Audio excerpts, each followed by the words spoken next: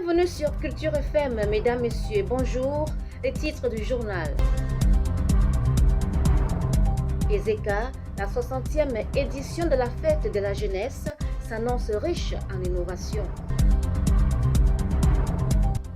Sanaga Maritime, consensus total à Dizangué, le budget communal adopté à l'unanimité.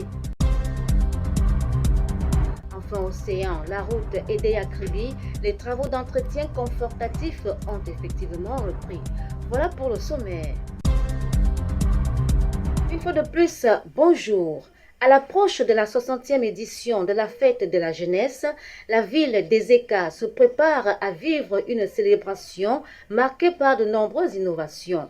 Inauguration de la nouvelle place de fête à EZECA 2, la participation de l'école nationale polytechnique nouvellement installée à Ilanga, la participation de l'Institut Saint-Barthélemy du diocèse d'EZECA, activités citoyennes, initiatives culturelles et engagement accru des jeunes promettent de donner un éclat particulier à cette 60e édition.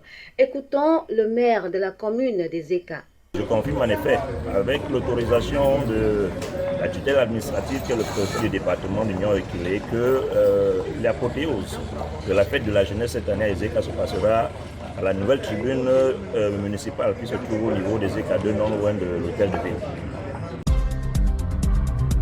Réunis en conseil municipal à Biche-Dizangué, les élus de la commune de Dizangué ont adopté à l'unanimité le budget 2026, équilibré à plus de 1,3 milliard de francs CFA. En hausse de 13,35% par rapport à 2025, ce budget met l'accent sur la gouvernance locale, le développement économique et l'amélioration des services de base sous le regard attentif de la tutelle administrative. Le maire exprime sa satisfaction et l'autorité administrative encourage à maintenir le cap. Je vais féliciter Monsieur le maire dans le management où alors j'ai cru avoir des renseignements concernant la dette ou alors les arriérés des salaires du personnel qui a été épongé et c'est une bonne chose. Donc, Monsieur le maire, nous voulons louer ces efforts et vous demander de continuer dans cette lancée.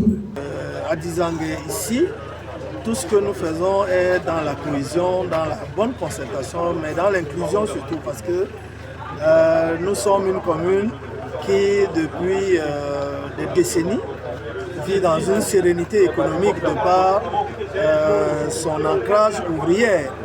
Et donc nous, en tant qu'élus, nous essayons de garder cette cohésion-là intacte, de manière à permettre que chacun joue sa partition et que nous gardions la stabilité. Nous savons que ce n'est pas facile, mais la cohésion que vous remarquez aujourd'hui est le fruit des concertations multiples, mais surtout de l'accompagnement des pouvoirs publics.